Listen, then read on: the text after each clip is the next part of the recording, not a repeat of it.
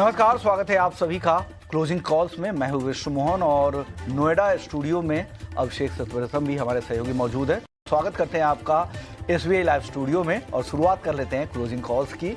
और सबसे पहले देखते हैं कि अगले 1.5 घंटे तक हम आपके लिए क्या लेकर आने वाले हैं। तो सबसे पहले बाजार की बड़ी बातों से शुरुआत करेंगे। 2:05 पे आपके लिए FNO की स्ट्रैटेजी भी बताएंगे। 2:10 पे आपके लिए होगा हमारे एक्सपर्ट्स की तरफ से बेहतरीन क्लोजिंग ट्रेड्स और साथ ही 2:40 पे आपके लिए होगा ऑप्शंस के चैंपियन। 3 बजे आपके लिए मार्केट एट 3 जहां पर एक्शन वाले स्टॉक्स की पूरी लिस्ट होगी और 3:10 पर BTST और STVT कॉल्स भी बताएंगे।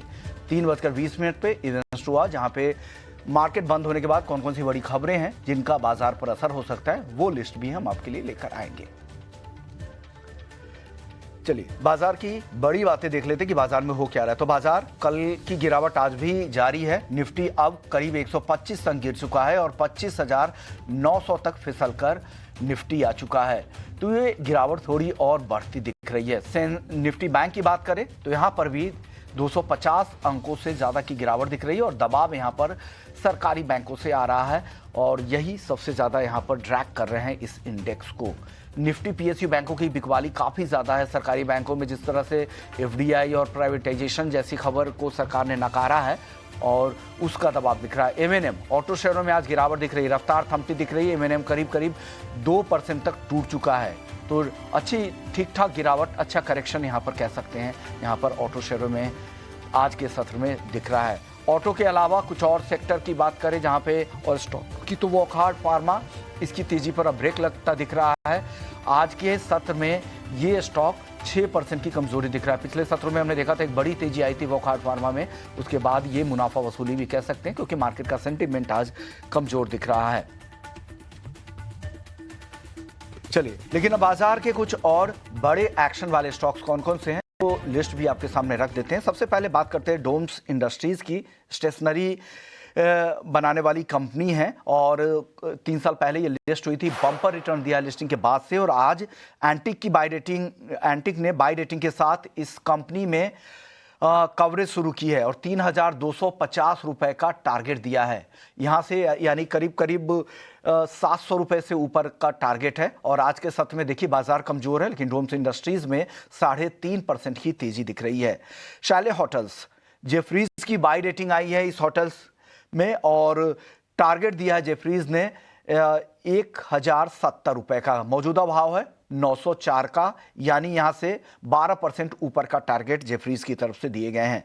आज सरकारी बैंकों में काफी ज्यादा बिकवाली दिख रही है क्योंकि FDI लिमिट बढ़ने की खबर आ रही थी और साथ ही प्राइवेटाइजेशन की भी खबर आ रही थी। दोनों खबरों पर सरकार ने खंडन किया है। उसके बाद देखिए बिकवाली कितनी ज्यादा बढ़ी है और हालांकि हाल में हमने तेजी भी काफी ज्यादा देखी थी। इंडियन बैंक 6% से ज्यादा टूट गया है। PNB करीब 5%, केनरा बैंक 4% से ज्यादा, बैंक ऑफ इंडिया में 4% से ज्यादा की गिरावट। तो एक बड़ी गिरावट क्योंकि निवेशकों की उम्मीदों पर, बाजार की उम्मीदों के विपरीत ये खंडन आया है सरकार की तरफ से और ये बिकवाली इस वजह से देखने को मिल रही है। सरकारी बैंकों के अलावा कुछ और बजट्स की अगर बात करें तो एम्बेसी ऑफिस पार्क रिट्स को लेकर मैक्वेरी ऑफिस का 852 करोड़ में अधिग्रहण करेगा। तो एम्बेसी रेट में देखिए यहाँ पे 1.5% के आसपास की तेजी इस खबर के बाद से दिख रही है। आज सारे ऑटो शेयर्स यहाँ पे कमजोर दिख रहे हैं और दिग्गज ऑटो कंपनियों में M&M में सबसे ज्यादा गिरावट दिख रही है। इसके अलावा जो मिड साइज की कंपनियां हैं वहाँ पर, जो ऑटो एंसिलरीज है वहाँ पर काफी ज्यादा गिरावट है। इसके अलावा टाटा मोटर्स पैसेंजर व्हीकल में भी देखिए यहाँ पर भी 1.5% से ज्यादा की गिरावट दिख रही है। सैमिल देखिए यहाँ पर गिरावट है। सोना VLW में 2.25% के आसपास की गिरावट दिख रही है। एंजल वन ये शुरुआती कारोबार से भी काफी कमजोर है। शुरुआती कारोबार में हमने देखा था 5% तक टूट गया था और जो बिजनेस अपडेट्स थे ये काफी कमजोर थे, बाजार को ये पसंद नहीं आए। हालांकि गिरावट थोड़ी कम भी हुई है, उसके बावजूद अभी भी 4.25% की गिरावट एंजल वन दिखा रहा है। इंडस टावर सिटी ने रीट्रेट किया है, हाई कन्विक्शंस बाई कॉल दी है इंडस टावर को और 500 रुपए के टारगेट के साथ इन्होंने बाय रेटिंग को यहां पर बरकरार रखा है। तो इंडस टावर को लेकर इस पॉजिटिव रिपोर्ट से कमजोर बाजार में भी 1% की तेजी आज दिख रही है। 405 के ऊपर ये स्टॉक और टारगेट यहां से 100 रुपए ऊपर का है, यानी करीब 25% ऊपर का टारगेट यहां पर इंडस टावर के लिए लेकर आ रहे हैं। चलिए, तो बाजार की कुछ बड़ी बातें हुई और कुछ बजर्स हो गए, लेकिन आपको बाजार में और की में क्या कुछ दिख रहा है, किस तरह का सेटअप दिख रहा है जो डेरिवेटिव मार्केट में ट्रेड करते हैं, क्या संकेत मिल रहा है ओवरऑल बाजार के लिए, ये समझते हैं अभिषेक से। अभिषेक, बताइए क्या कुछ आपकी रीडिंग है, क्या आपने रिसर्च किया है आज?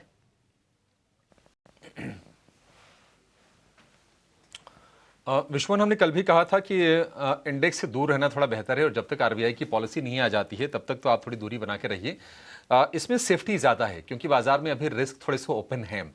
एक तो रुपए की कमजोरी है। देखिए, हमने कल हाईलाइट ये भी किया था कि बाजार की अपनी थोड़ी वीकनेस है और उसमें क्या ना कि ये जो महीना है 40,000 करोड़ रुपए के आईपीओ आने वाले हैं और आज से हम देख रहे हैं कि मीशो का आईपीओ खुला है, एक्वस का आईपीओ खुला है, 3 आईपीओ खुले हैं। करीब करीब अगर हम वैल्यू की बात करें 7,000 करोड़ रुपए के आसपास के सारे आईपीओ हैं। तो थोड़ी सी लिक्विडिटी ये भी सक कर रहे हैं और बाकी हम देख रहे हैं कि ये जो पीएसयू बैंकों में एफडीआई लिमिट को लेकर या फिर कंसोलिडेशन को लेकर जो वित्त मंत्रालय की जो क्लैरिटी आई है, जो सफाई आई है ना, उसने थोड़ा मूड खराब करने का काम किया है और तमाम शेयर आज के सत्र में आपको टूटते हुए दिखाई देंगे। तो बाजार थोड़ा सा हम देख रहे हैं कि मंदी में दिखाई देगा आपको, क्योंकि ऊपरी स्तर से निफ्टी करीब करीब 400 नीचे आ गया है और निफ्टी बैंक की बात करें 1100 पॉइंट के आसपास की गिरावट आ गई है। रिकॉर्ड ऊंचाई से अगर हम निफ्टी पीएसयू बैंक इंडेक्स की बात करें तो लगभग जो गिरावट है वो 5% के आसपास की है। आईटी को अगर हम छोड़ दें तो सारे सेक्टर आज लाल में ही और वो दिखने भी थे। Defence, auto, power, real estate, इसमें सबसे ज्यादा कमजोरी आज के सत्र में हो रही है। मिड कैप, स्मॉल कैप का भी बुरा हाल है। निफ्टी, मेरा मानना है कि विश्व, अगर किसी की पोजीशन नहीं है तो अभी ना थोड़ा दूर रहें इससे। और अगर आपकी तेजी की पोजीशन है, मेरा मानना है कि 25,850 एक सपोर्ट है। अगर ये सपोर्ट अगर ब्रेक होता है तो फिर गिरावट और निफ्टी में बढ़ने की आशंका है। अब जो रेजिस्टेंस का जो लेवल है 26,000 को क्रॉस करने में थोड़ा सा ना दम दिखाना पड़ेगा और एक रेजिस्टेंस जोन बिल्ड हो गया है 26,100 के आसपास। हर 100 पॉइंट पर रेजिस्टेंस है निफ्टी को अगर ऊपर अगर चलना है तो थोड़ा सा ना ताकत लगानी पड़ेगी। तो 5 दिसंबर यानी कि परसों देख लेते हैं पॉलिसी में क्या आता है। अगर दरें घटती हैं तो एक राहत होगी, क्योंकि दरें घटने का अंदाजा लगाकर ही बाजार चला था, वो प्राइसिंग थी वो चीजें। आगे कई सारे इवेंट्स होंगे, अब यूएस फेड की पॉलिसी वगैरह होगी तो थोड़ा सा ना अगर बाजार चलेगा भी तो वो वाली चाल नहीं दिखेगी जो आपको एक तरफा रैली दिखी और रिकॉर्ड हाइस पर इंडेक्स चला गया था। थोड़ा रुक रुक के चलेगा। निफ्टी बैंक अगेन थोड़ा सा ना ये डिस्टर्बिंग फैक्टर आ गया, क्योंकि अगर आप 3 महीने में देखेंगे तो निफ्टी का पीएसयू बैंक इंडेक्स जो चला है वो 22-23% चल गया था और इसी उम्मीद में कि कंसोलिडेशन होगा, बड़े बैंक बनेंगे, एफडीआई लिमिट अगर एक्सटेंड होती है 20 से बढ़ के 49% अगर होती है तो फिर पैसा भी आएगा विदेश का, तो उसकी उम्मीद भी चल रही थी। लेकिन अब ये दिक्कत की बात आ गई है और आज अक्रॉस द बोर्ड जितने भी स्टॉक्स हैं निफ्टी पीएसयू बैंक के सारे गिर रहे हैं। SBI, Indian bank, PNB, bank of Baroda, Canara bank, सभी के सभी में गिरावट है और ये आपके सामने पीएसयू बैंकों के इंडेक्स की कमजोरी आपके सामने है। अब ये 1000 पॉइंट के आसपास की गिरावट आ गई है, लेकिन ये गिरावट अभी थमती हुई नहीं दिखाई दे रही है। एक बार अगर ये रुक जाए तो फिर हम चेक करेंगे कि क्योंकि देखिए स्टीम है, आगे के लिए ट्रिगर्स भी हैं, इसमें कोई दिक्कत की बात नहीं है। अब तो हम धीरे धीरे बजट की तरफ अप्रोच करेंगे और हम देख रहे हैं कि प्राइवेट कैपेक्स भी हो रहा है, तो बैंकिंग के लिए सारे के सारे ट्रिगर्स हैं। लेकिन थोड़ा सा इसमें भी अभी वेट एंड वॉच का माहौल होगा जब तक ये कमजोरी थमती नहीं है। मेरा मानना यह है कि एक अहम सपोर्ट पर है 59,000 एक अहम सपोर्ट है और अगर इसके नीचे अगर क्लोजिंग अगर आती है आज की तो फिर माहौल थोड़ा सा यहां से और बिगड़ेगा। आज हम क्लोजिंग पर ही नजर रखेंगे। फ्रेश बाइंग ना कीजिए, तेजी में अगर हैं 59,000 के लेवल पर आप नजर बनाए रखिए और अगर ये टूटा तो फिर से 500-600 पॉइंट के दायरे नीचे की तरफ खुल जाएंगे। ऑलरेडी 1000 पॉइंट तो हल्का निफ्टी बैंक हो ही गया है। तो दोनों के दोनों इंडेक्स में मेरा मानना है कि अभी कोई ट्रेड नहीं लेना चाहिए। ये अभी शॉर्ट करने वाला बाजार है नहीं, क्योंकि इवेंट सामने खड़े हैं, कैसे अनफोल्ड होते हैं उस पर नजर बना के रखनी पड़ेगी। तो ये पूरा हफ्ता कम से कम छोड़ दीजिए। अब अगर आपको नया ट्रेड करना ही होगा ना तो आप इंतजार कर लीजिए कम से कम शुक्रवार का कब, आरबीआई पॉलिसी के बाद तक का 10:30 बजे के बाद हम फिर से चेक करेंगे पॉलिसी वगैरह जिस तरह की आ जाए उसके बाद। अदरवाइज फिलहाल थोड़े से नेगेटिव चीजें और थोड़ा लिक्विडिटी का क्रंच ये बाजार को आज के सत्र में परेशान कर रहा है। बाजार के लिए जो सेटअप है आज तो अच्छे नहीं दिख रहे हैं, लेकिन जिनके पास पोजीशन है जैसा आप कह रहे थे 25,850 का एक अहम लेवल है। ऑप्शन आंकड़ों को भी अगर आप देखें, वीकली नंबर्स को देखें तो वो भी एक सपोर्ट लेवल का काम कर रहे हैं। तो ये इंतजार करें, अदरवाइज स्टेबिलिटी का इंतजार करें, आरबीआई की पॉलिसी आने दे उसके बाद क्या क्लैरिटी मिलती है, फिर आप एक नया नज़रिया बना सकते हैं। इकोनॉमी को लेकर भी वहाँ पे कुछ इंडिकेशंस आपको मिल जाएंगे और साथ ही बैंकिंग सेक्टर को लेकर के खास करके, और काफ़ी रेट सेंसिटिव सेक्टर्स पर भी काफ़ी असर होता है। लेकिन चलिए, ये तो बात हुई बाजार के सेटअप के बारे में बता दी अभिषेक ने। अब चलते हैं अपने एक्सपर्ट्स के पास और जान लेते हैं आज के क्लोजिंग ट्रेड्स।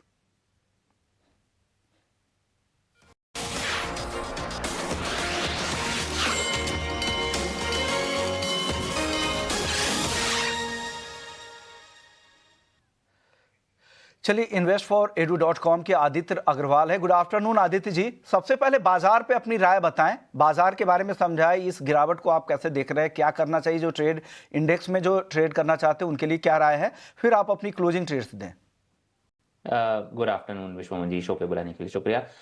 बाजार रेंज बाउंड है। मैं लास्ट टाइम भी जब मार्केट 26,300 के आसपास जा रहा था तब भी मैंने कहा कि मार्केट में बहुत ज़्यादा एक्साइटेड नहीं होना चाहिए, मार्केट एक रेंज के अंदर ही ट्रेड कर रहा है और 26,300 से लेके 25,800 मुझे लग रहा है ये रेंज में मार्केट ट्रेड करना चाहिए। अब हालांकि market lower end of the range आ चुका है, मुझे लग रहा है यहाँ से एक छोटी बहुत शॉर्ट कवरिंग रैली हमें देखने मिल सकती है और ऊपरी लेवल्स पे 26,000 एक बार वापस से हो सकता है मार्केट्स टेस्ट कर ले। और ओवरऑल मुझे लग रहा है पूरा दिसंबर मंथ मार्केट इस रेंज में ही बिताना चाहिए, 26,300 में और 25,800 नीचे में। और स्लोली एंड ग्रेजुअली हम ये भी देखते हैं कि जैसे जैसे दिसंबर मंथ में आगे ट्रेडिंग चलते रहेगी, सीरीज और आगे बढ़ेगी, वॉल्यूम्स और कम होंगे और लिक्विडिटी का क्रंच हो जाता है थोड़ा और वॉलेटिलिटी बढ़ती है। तो इस रेंज के अंदर मुझे लग रहा है मार्केट थोड़ा वॉलेटाइल रहेगा। तो ट्रेडर्स और दर्शकों से मैं यही सजेस्ट करूंगा कि थोड़ा सा लिक्विडिटी को मेंटेन करें और बहुत अग्रेसिव ट्रेडिंग ना करें, स्पेशली इंडेक्स पे। और इस रेंज को ध्यान में रखे 25,800 नीचे में और ऊपर 26,300 और इसी के दायरे के अंदर मुझे लग रहा है निफ्टी कंटिन्यू करेगा ऑसिलेट करने के लिए। अब अगर हम बैंक निफ्टी की यहाँ पे चर्चा कर ले तो कहीं ना कहीं नीचे में 58,600 700 का अच्छा सपोर्ट है और हम देख रहे थे अभी तक पीएसयू बैंक से पार्टिसिपेशन बहुत ज़्यादा बेहतरीन था और आज के ट्रेडिंग सेशन पे हम देख रहे हैं कि पीएसयू बैंक्स में थोड़ी बहुत बिकवाली आ रही है, प्रॉफिट टेकिंग आ रही है। यहाँ पे मुझे लग रहा है लीडरशिप अब कहीं ना कहीं large cap private sector banks ले सकते हैं, जैसे कि आईसीआईसीआई बैंक हो गया, कोटक महिंद्रा बैंक हो गया। तो ओवरऑल मुझे लग रहा है थोड़ा बहुत यहाँ पे स्विच होना चाहिए from PSU banks to private sector large cap bank और वहाँ पे थोड़ा बहुत हम फोकस कर सकते हैं। तो आपको लग रहा है कि जो इंडेक्स में ट्रेड करते हैं वो अब थोड़े सतर्क रहे यहाँ पे, क्योंकि दिसंबर में आमतौर पे हिस्टोरिकली भी यहाँ पे वॉल्यूम और लिक्विडिटी कम रहती है। लेकिन एक रेंज इन्होंने बता दिया आपको, 25,800 नीचे का सपोर्ट इनको दिख रहा है और 26,300 इस रेंज में निफ्टी रहने की संभावना इनको ज़्यादा दिख रही है। और पीएसयू बैंक से जो लीडरशिप आ रही है वो हो सकता है यहाँ पे रीजिग हो और प्राइवेट बैंकों से ये लीडरशिप आ सकती है। लेकिन अभी बाजार का माहौल थोड़ा कमज़ोर लग रहा है। लेकिन इस बाजार में आपने क्या आइडेंटिफाई किया, आपके क्लोजिंग ट्रेड्स क्या हैं आदित्य जी? दो बाय रिकमेंडेशन के साथ जाना चाहूँगा। पहला है केपीआईटी टेक्नोलॉजीज का शेयर, बहुत ही बेहतरीन एक ब्रेकआउट देखने मिल रहा है हमें यहाँ पे कंसोलिडेशन से और हम देख रहे हैं आईटी स्टॉक्स अच्छा परफॉर्म भी कर रहे हैं यहाँ पे, मिड कैप हो लार्ज कैप हो, आईटी एज अ सेक्टर यहाँ पे उभरता हुआ सितारा निकल कर आ रहा है और मुझे लग रहा है यहाँ पे केपीआईटी टेक एक फ्रेश अपने ब्रेकआउट के बाद एक अच्छा मूव दिखाना चाहिए। तो 1350 के टारगेट्स के लिए यहाँ पे केपीआईटी टेक्नोलॉजीज में खरीदारी करनी है हमें, 1220 का यहाँ पे स्टॉप लॉस लगाना है। और दूसरा है हिंडाल्को। हमने देखा काफ़ी समय से मेटल सेक्टर्स में स्टॉक्स ने काफ़ी भारी गिरावट देखने मिली थी और अब यहाँ पे कंसोलिडेशन हमें देखने मिला था मेटल स्टॉक्स में। तो कहीं ना कहीं मुझे लग रहा है अब यहाँ पे एक शॉर्ट कवरिंग रैली हमें मेटल स्टॉक्स में भी देखने मिल सकती है। तो हिंडाल्को का शेयर मुझे बेहतरीन लग रहा है एक शॉर्ट कवरिंग रैली के लिए। करंट लेवल्स पे 840 का यहाँ पे टारगेट लगाना है और 800 रुपये का स्टॉप लॉस।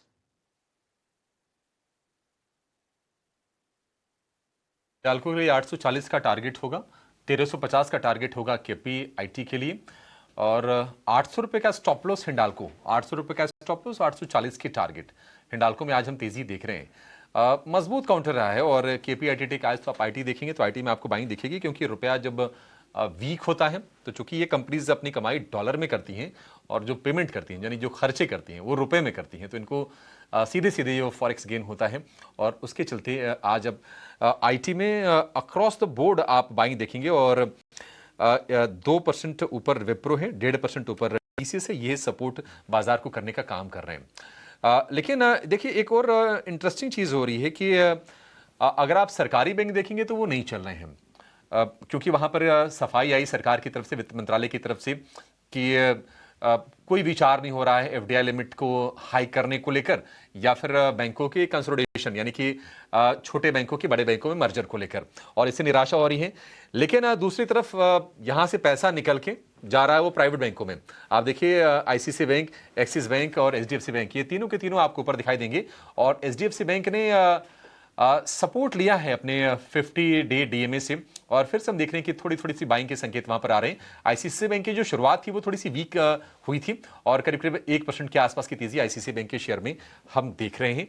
लगभग 1 महीने की ऊंचाई के आसपास है आईसीआईसीआई बैंक का शेयर। आदित्य जी, आपसे व्यू जानना चाहेंगे आईसीआईसीआई बैंक को लेकर, और लगे हाथ एचडीएफसी बैंक पर भी अपना व्यू दीजिएगा कि क्या करना चाहिए, कोई ट्रेड बन रहा है क्या?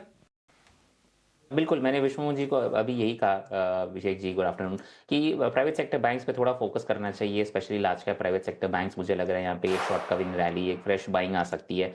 तो आईसीआईसीआई बैंक बिल्कुल यहाँ पे बहुत ही बेहतरीन लग रहा है मुझे। करंट लेवल्स पे खरीदारी कर सकते हैं, 1360 का स्टॉप लॉस लगाना है, और ऊपर में मुझे लग रहा है 1450 के लेवल्स आईसीआईसीआई बैंक में देखने मिल सकते हैं। अब अगर हम एचडीएफसी बैंक की यहाँ पे चर्चा कर ले तो एक कंसोलिडेशन लग रहा है मुझे यहाँ पे ज़्यादा करके। अप मूव थोड़ा लिमिटेड रहेगा, 1020 ऊपर में देखने मिल सकता है हमें, और नीचे में 990 से लेके 985 का एक अच्छा सपोर्ट है। तो एचडीएफसी बैंक मुझे लग रहा है ज़्यादा कंसोलिडेशन देखने मिलेगा। आईसीआईसीआई बैंक और एक्सिस बैंक मुझे लग रहा है यहाँ पे फ्रेश बाइंग कर सकते हैं, और आपको एक अच्छी खासी अप मूव देखने मिलेगी। ठीक है, आईसीआईसीआई बैंक को लेकर आप देख रहे हैं कि 1450 के टारगेट, 1360 रुपए का स्टॉप लॉस आपके लिए लगाने की सलाह है। बायोकॉन में आज अच्छी स्ट्रेंथ लौटी है, और कल भी हम देख रहे थे कि इसमें खरीदारी हुई थी, और आज लॉन्ग एडिशन इसमें बड़े हैं बायोकॉन में, और भाव है 412 रुपए का। 424 का इसका 52 वीक हाई है, वहां से ज्यादा दूर रह नहीं गया है। और आप फार्मा में देखेंगे ना कि फार्मा में सिलेक्टिव बाइंग होती हुई दिखेगी। एक तरफ होता है क्या है कि अगर आप एक्सपोर्ट करते हैं अमेरिका में, विदेशों में, तो डॉलर में तो आय होती है, लेकिन अगर आप अपने रॉ मटेरियल के तौर पर अगर आप एपीआई खरीदते हैं, बाहर से इंपोर्ट करते हैं, तो फिर वो गेन थोड़ा सा ना लिमिटेड हो जाता है। बायोकॉन थोड़े अलग सेगमेंट में कंपनी है ये, और इसमें हम 3% के आसपास की बढ़िया तेजी देख रहे हैं। बायोसिमिलर को लेकर काफी फोकस है बायोकॉन का। आदित्य जी, बायोकॉन में जहां से भी आपको लगता है कि तेजी की गुंजाइश है, पैसे बन जाएंगे क्या इसमें?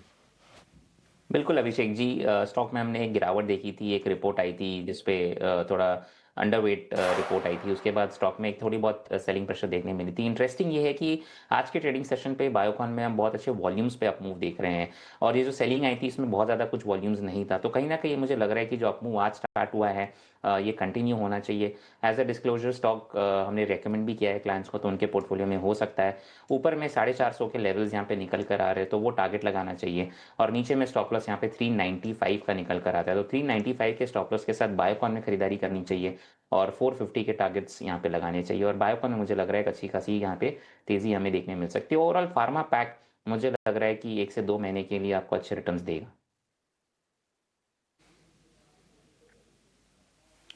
ठीक है, अगले 1 से 2 महीने में फार्मा पैक आपको अच्छे रिटर्न्स दे सकता है, इस पर आप नजर बना के चलिए। बायोकॉन के लिए 450 के बढ़िया वाले टारगेट, 395 रुपए का स्टॉप लॉस। तो बायोकॉन एक और ट्रेड हो गया। 2 तो शेयर बताए थे आदित्य जी ने, और 2 हमने पूछ ली, एक बैंकिंग का और एक ये फार्मा का। इस बीच आप देखिए जेएसडब्ल्यू स्टील को लेकर खबर आ रही है कि जेएफई स्टील 15,750 करोड़ रुपए का निवेश करेगी भारतीय जेवी में। थोड़ा और डिटेल्स देखते हैं कि कहां पर निवेश होगा, कौन से प्लांट में होगा, क्या कुछ होने वाला है। फिलहाल शेयर तो काफी हम गिरावट देख रहे हैं। कंपनी के साथ 50-50 का जेवी करेगी जेएफई स्टील। शेयर काफी तेज गिरावट हम देख रहे हैं कि झेल रहा है, और इस वक्त दिन के निचले स्तर पर यह शेयर दिखाई देगा जो ही ये खबर आई। अच्छा, भूषण पावर एंड स्टील के प्रोडक्शन को बढ़ावा देने के लिए ये ज्वाइंट वेंचर किया गया है। बाजार इसको लेकर थोड़ा सा ना निराश है। भूषण स्टील वाले मामले ने बड़ा परेशान किया है जेएसडब्ल्यू स्टील को, और कई बार होता है कि जब स्ट्रेस्ड एसेट्स जो होते हैं आपके, जिसको लेकर थोड़ा हैंगओवर होता है, और वहां पर आप नया पैसा जब आप डालते हैं ना, तो बाजार सवाल पूछता है कि आखिर आप ऐसा क्यों कर रहे हैं। हालांकि ये जेवी बना के कंपनी ऐसा करने जा रही है, बट बाजार को निश्चित तौर पर यह पसंद नहीं आ रहा है, क्योंकि इस भूषण पावर एंड स्टील के प्रोडक्शन को बढ़ावा देने के लिए ज्वाइंट वेंचर किया गया है। इनका जो कोर है, जो ओरिजिनल जो कंपनी है जेएसडब्ल्यू स्टील बनी आएगा, वो होता तो शायद आप हो सकता है कि तेजी भी देखते। एक राय जरा लेते हैं, क्योंकि क्रैक आया है अचानक से जेएसडब्ल्यू स्टील के शेयर में। आदित्य जी, क्या व्यू होगा आपका? दिन भर तो स्टॉक ही ठीक ठाक ही रहा, उतना कमजोर नहीं था, लेकिन जो ही खबर आई आप देखिए बिग क्रैक 4% का। बिल्कुल अभिषेक जी, फ्रेश बाइंग की सलाह नहीं दूंगा क्योंकि न्यूज़ बेस्ड एक सेलिंग आया है। फर्दर क्या डेवलपमेंट होता है उसके बेसिस पे स्टॉक मूव करेगा। अगर आपके पास दर्शकों के पास ऑलरेडी स्टॉक है तो मैं सजेस्ट करूंगा एक स्टॉप लॉस लगाएं यहाँ पे और बने रहे स्टॉक में, क्योंकि ऑलरेडी 4-4.5% का गिरावट हमें देखने मिल चुकी है स्टॉक में। तो पैनिक ना करें। 1090 का एक स्टॉप लॉस लगाए यहाँ पे, जो कि बहुत ही अच्छा सपोर्ट है स्टॉक के लिए, और बने रहे। अगर स्टॉक यहाँ पे थोड़ा कंसोलिडेट करता है और इस लेवल्स को नहीं तोड़ता है 1100 1090 के लेवल्स को, तो एक शॉर्ट कवरिंग रैली वापस हमें देखने मिल सकती है। तो करंट लेवल्स पे मैं सजेस्ट करूंगा फ्रेश एंट्री ना करें। अगर आपके पास है तो 1090 का स्टॉप लॉस लगा के बने रहे स्टॉक में।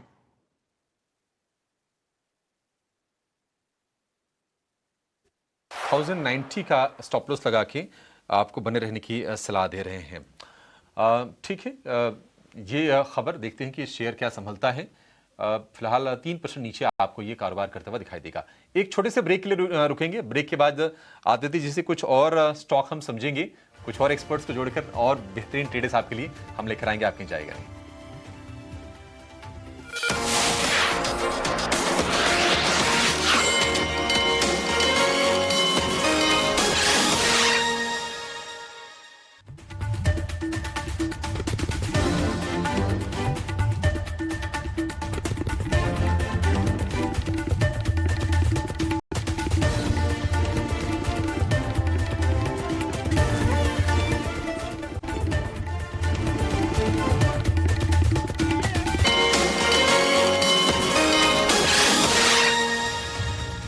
ब्रेक के बाद आपका स्वागत और आप देख रहे हैं क्लोजिंग कॉल्स। बाजार की गिरावट बरकरार है। निफ्टी को आप देखें तो 25,920 के आसपास है। 100 अंकों से ज्यादा की गिरावट यहां दिख रही है। निफ्टी बैंक पर कमजोरी आज के सत्र में ज्यादा है। इस बीच हमारे साथ सौमिल मेहता भी जुड़ गए हैं। गुड आफ्टरनून सौमिल जी, सबसे पहले अपने ट्रेडिंग कॉल्स बता दीजिए।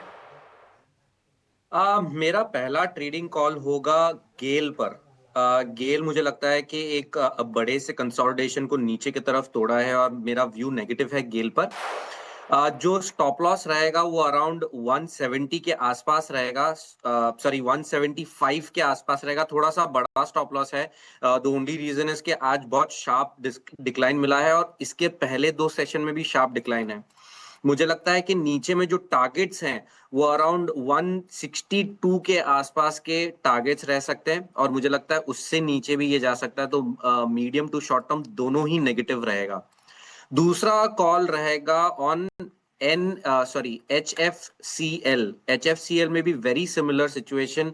एक पूरा कंसोलिडेशन नीचे की तरफ टूटा है और ये कंसोलिडेशन का जो टारगेट्स हैं वो मुझे लगता है कि नेक्स्ट 64 63 64 तक ये जा सकता है।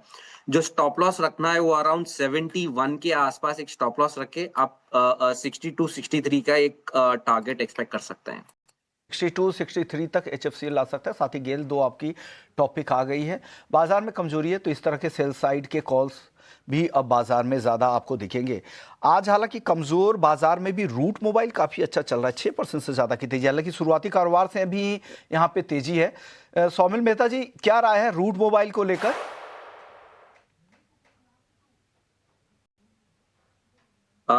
मुझे 2 मिनट दीजिएगा, मैं स्क्रिप्ट ढूंढ लेता हूँ। ओके, तब तक आदित्य जी से भी एक राय ले लेता हूँ। आदित्य, आप बता दीजिए रूट मोबाइल की तेजी के बाद क्या करना चाहिए यहाँ पे? किस तरह चार्ट क्या कह रहे हैं रूट मोबाइल के?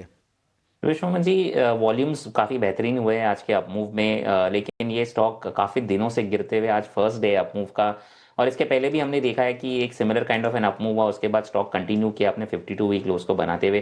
तो मैं करंट लेवल्स पे नहीं इनिशिएट करना चाहूँगा फ्रेश बाई रूट मोबाइल में, अवॉइड करना चाहूँगा। 750 के ऊपर अगर स्टॉक निकलता है और सस्टेन करता है कुछ दिन ये तेज़ी, तो फिर मैं देखना चाहूँगा। अभी के लिए मैं अवॉइड करना चाहूँगा। हो सकता है स्टॉक ये वन ऑफ डे है, आप मूव कर वापस अपने डाउन साइड स्टार्ट कर ले। तो जब तक 750 को क्रॉस करके उसके ऊपर सस्टेन नहीं करता है, मैं करंट लेवल्स पे नई खरीदारी की सलाह दूंगा।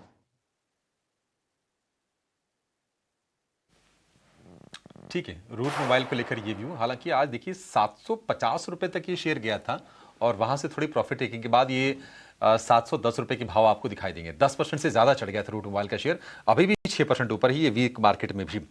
लेकिन बाजार के लिए जो अगला ट्रिगर होगा वो होगा RBI की पॉलिसी का। आज से मॉनेटरी पॉलिसी कमेटी की बैठक शुरू हो गई है और इस पर मंथन होगा कि दरें घटाई जाए या ना घटाई जाए। आरबीआई गवर्नर संजय मल्होत्रा ने भी यही कहा था कि गुंजाइश तो है, लेकिन डिसीजन इस पर एमपीसी का होगा। एमपीसी की बैठक में इन चीज को लेकर चर्चा होगी। तो क्या संभावना बन रही है, क्या रेट कट आएगा, और रेट कट के अलावा पॉलिसी में हम क्या सुनना चाहेंगे, ये तमाम चीजें लेकर हमारे सहयोगी हर्ष जुड़ गए हैं। हर्ष, एक्सपेक्टेशंस तो हैं कि दरें घटेंगी, ऐसे इंडिकेशंस भी आ गए थे।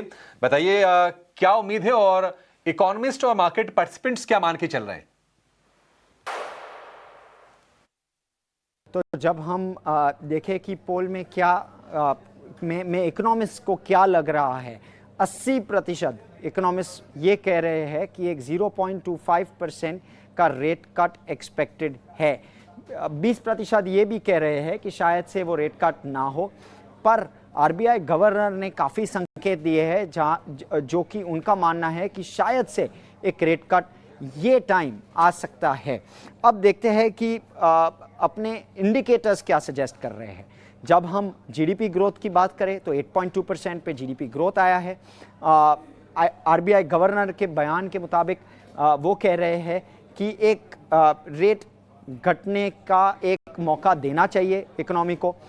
वो ये भी कह रहे हैं कि जो कि हमारा जो इन्फ्लेशन नंबर है सब 1% है, लोएस्ट है इन मल्टीपल सालों में एक लोएस्ट नंबर आया है, जो कि एक अच्छा नंबर है, एक अच्छा संकेत देता है कि आगे जाके रेट कट पॉसिबल है। और चौथी चीज़ ये है कि जो आईआईपी का नंबर आया है एट 0.4%, जी हाँ, उनका बेस काफ़ी हाई था, काफ़ी सारे रीजंस थे उसके वजह से जो कि 0.4% पे आईआईपी ग्रोथ नंबर आया, परंतु ये एक संकेत देता है कि आरबीआई अब एटलीस्ट रेट काट सकता है आगे जाके। तो एक रेट कट एक्सपेक्टेड और काफ़ी लाइकली। अब जीडीपी ग्रोथ के क्या अनुमान दिए गए हैं, काफ़ी इकोनॉमिस्ट ने दिए गए हैं, अराउंड 6.5% का जीडीपी का अनुमान दिया था। अब थोड़े थोड़े वो अनुमान रिवाइज किए जा रहे हैं। अब 6.5 to 6.8% के आसपास जीडीपी ग्रोथ रेट अब एक्सपेक्टेड है। जब महंगाई की बात करें तो अराउंड 4% का इन्फ्लेशन टारगेट है आरबीआई का, अब एट अराउंड 2.2%, ये काफ़ी घट चुका है। तो ये जो इन्फ्लेशन प्रेशर है वो चला गया है टू अ लार्ज एक्सटेंट, हम ऐसे कह सकते हैं, जो कि आरबीआई को बैंडविड्थ देता है रेट कट करने को। आरबीआई ने लास्ट कब रेट कट किया था? लास्ट का रेट कट जून में हुआ था, जो कि एक 0.5% का रेट कट था, साथ में सीआरआर का भी रेट कट हुआ था टू 3%। तो अब दिसंबर में देखने लायक होगा कि क्या होता है, क्योंकि अब ऑलमोस्ट 5 महीने से आरबीआई ने रेट्स पे कुछ भी चेंज नहीं किया है। अब 6 महीने हो चुके हैं, अब आरबीआई का क्या स्टांस है ये देखने लायक होगा। ठीक है हर्ष, बहुत शुक्रिया आपका। तो कुछ हम देख रहे हैं कि मैक्रो पिक्चर हमारी थोड़ी सी वीक हुई है। क्या उसको देख के आरबीआई ये डिसीजन लेगा कि अच्छा ठीक है, दरें घटा दी जाएं 0.25%, और इसकी उम्मीदें हैं, देखते हैं क्या होता है। अब ये जीडीपी के इतने स्ट्रांग नंबर ना आए होते ना, तुम तो पक्के तौर पर कह रहे होते कि नहीं दरें घटनी जा रही हैं। इंडिकेशंस तो आ गए थे। ज़्यादा नहीं, अब कितना 48 घंटे से भी कम का समय रह गया है, 45 घंटे के आसपास ये पता चल जाएगा। और आरबीआई की एमपीसी की बैठक आज से शुरू हो गई है, परसों 10 बजे पॉलिसी भी आ जाएगी। बाजार हम देख रहे हैं कि गिरावट के बाद ना, मतलब अब यहाँ से गिरावट नहीं हो रही है, कम से कम 25,900 को होल्ड करके रखा है निफ्टी ने। और अगर हम निफ्टी बैंक की बात करें तो उसमें लोअर लेवल से थोड़ी रिकवरी आई है, लेकिन जो कमजोरी है वो है 185 अंकों के आसपास की। एक्साइटमेंट की बात करें तो आईटी को अगर हम छोड़ दें और सेलेक्टिव हम देख रहे हैं कि फार्मा हो गए या फिर बैंक्स हो गए, अदरवाइज बाजार का जो टेक्सचर है ना आज के सत्र में कमजोर दिखाई दे रहा है। एक शेयर जो ऊपरी स्तरों से प्रॉफिट टेकिंग के बाद आज संभल रहा है, आपको हरे निशान के साथ दिखाई देगा, वो है पावर ग्रिड का। आदित्य जी, पावर ग्रिड आज कमजोर था, लेकिन हरे निशान में इसने वापसी की है। क्या आपको लगता है कि संभल जाएगा शेयर या फिर वीकनेस बनी रहेगी इसमें? चांसेस है अभिषेक जी संभलने की, क्योंकि डबल बॉटम बनाया है स्टॉक ने और एक पॉजिटिव डाइवर्जेंस भी दिख रहा है। RSI पे, तो बहुत ही शॉर्ट टर्म टाइम फ्रेम पे मुझे लग रहा है स्टॉक संभल सकता है। एक 264 रुपीज़ का स्ट्रिक्ट स्टॉप लॉस लगा है स्टॉक में, 4 रुपये डाउन साइड है, और यहाँ पे एक फ्रेश बाइंग के मौके आप देख सकते हैं, कर सकते हैं यहाँ पे। और ऊपर में 280 के आपको टारगेट्स निकल कर आएंगे, तो 4 रुपये का स्टॉप लॉस लगा के ये डेफिनेटली रिस्क टू रिवॉर्ड इसमें बेहतरीन लग रहा है, ये ट्रेड लिया जा सकता है पावर ग्रिड का। बट 280 के ऊपर मुझे नहीं लग रहा है स्टॉक बहुत ज़्यादा दिन टिकेगा।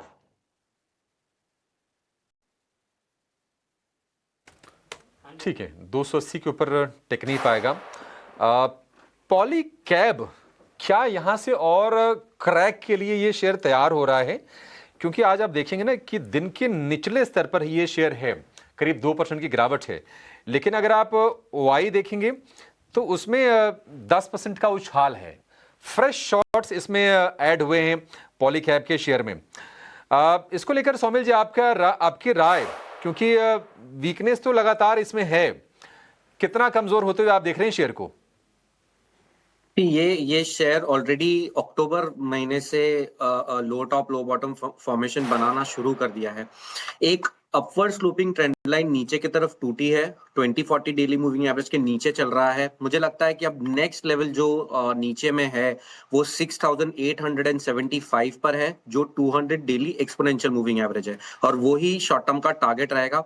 ऊपर में जो रेजिस्टेंस है वो 20 डेली मूविंग एवरेज है, दैट इज 7547। मुझे लगता है कि इसमें शॉर्ट टर्म में वीकनेस रहेगी और ये 200 डेली मूविंग एवरेज को फिर से रिटेस्ट करेगा। तो पॉली कैब इंडिया को लेकर ये रहा है। आज शैले होटल्स में बहुत अच्छी तेजी है, कम में 4% के आसपास की तेजी दिख रही है, और कंपनी ने अनाउंस भी किया है कि company luxury brand Athiva hotels and resort ये लॉन्च करने वाली है। शैले होटल्स के स्टॉक्स को देखिए, आज काफ़ी अच्छी मजबूती है। आदित्य जी, आपकी राय क्या है? अच्छा, कंसोलिडेशन के बाद अपमूव देखने मिल रहा है, और क्योंकि अभी हॉलिडे सीजन भी आ रहा है तो मुझे लग रहा है होटल इंडस्ट्री अच्छा करेगी। उस लिहाज से मुझे लग रहा है शैले होटल्स देख सकते हैं, बिल्कुल लेमन ट्री में भी हमने देखा है कुछ लास्ट के एक हफ्ते में अच्छी बड़ी अपमूव आई है, तो यहाँ पे 1000 का टारगेट लगा के खरीदारी कर सकते हैं, और 880 का स्टॉप लॉस लगा है। शैले होटल्स मुझे लग रहा है फ्रेश एंट्री के लिए बेहतरीन विकल्प है, और ये सेक्टर मुझे लग रहा है 1 से 2 महीने अच्छा परफॉर्मेंस दिखाना चाहिए।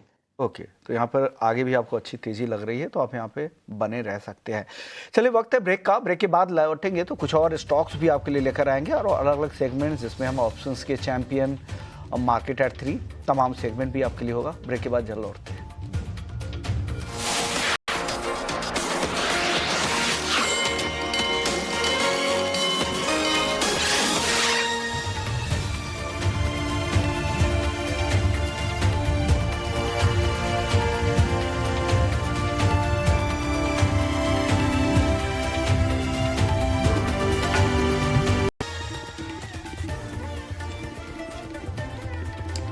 तो बाजार में गिरावट है, हालांकि लोअर लेवल से हल्की सी हम देख रहे हैं कि रिकवरी है, और रिकवरी स्पेशली आई है निफ्टी बैंक में, क्योंकि निफ्टी बैंक अभी करीब 5 मिनट पहले करीब 200 नीचे था। जो गिरावट रह गई है 125 अंकों के आसपास की रह गई है, और उसकी वजह यह है कि जो प्राइवेट बैंकर्स हैं, प्राइवेट बैंकिंग के जो दिग्गज हैं, उनमें बाइंग आ गई है।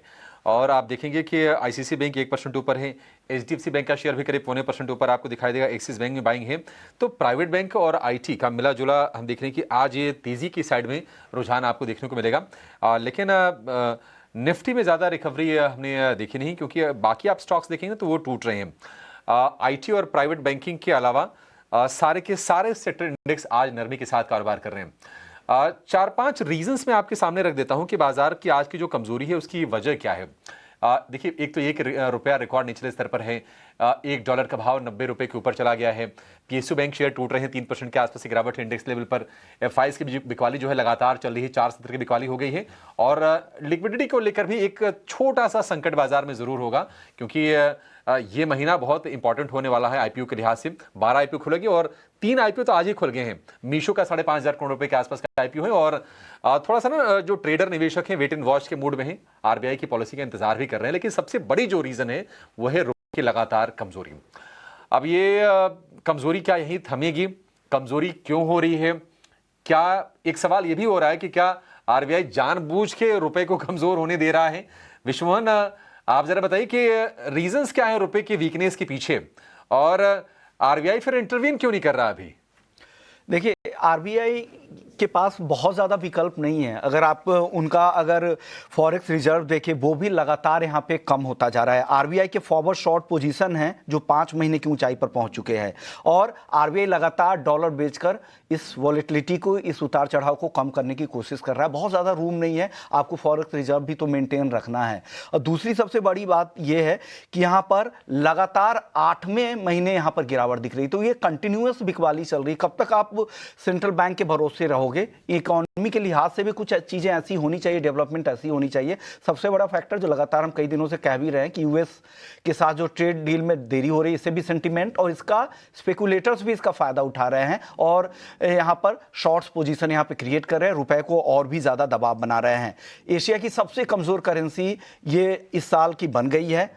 50% का टैरिफ बहुत होता है। यूएस जो डीप पॉकेट्स वाली सबसे बड़ी इकोनॉमी है, वहाँ से अगर आपका 50% टैरिफ लगा दे और 9% गिर जाए आपका अचानक से एक्सपोर्ट यूएस को, ये सबसे बड़ी दिक्कत है। और यही सब कारणों से एफआईआईज देखिए, इस साल देखिए $17 बिलियन की बिकवाली कर चुके हैं। नेट एफडीआई 2 महीने से निगेटिव चल रहा है। रिकॉर्ड आपका ट्रेड डेफिसिट है। यूएस डॉलर अपनी पकड़ को वापस से मजबूत कर रहा है। इंपोर्टर्स बड़े पैमाने पर डॉलर की डिमांड कर रहे हैं, हेजिंग के लिए हो या अपने कारोबार के लिए हो, और एक्सपोर्टर डॉलर रोककर हायर रेट का इंतजार कर रहे हैं। तो ये सारे फैक्टर है जो रुपए पर दबाव बना रहा है। मैं एक रिपोर्ट पढ़ रहा था अभिषेक, वो शेयर करना चाहता हूं कि 1983 में पहली बार रुपया डॉलर के मुकाबले 10 के पार गया था। उस समय अपनी इकोनॉमी क्लोज हुआ करती थी। फिर 91 का दौर आया जब हमारी इकोनॉमी खुलना शुरू हुई, उस समय अचानक से 20 के पार पहली बार चला गया और बहुत तेजी से गया था, क्योंकि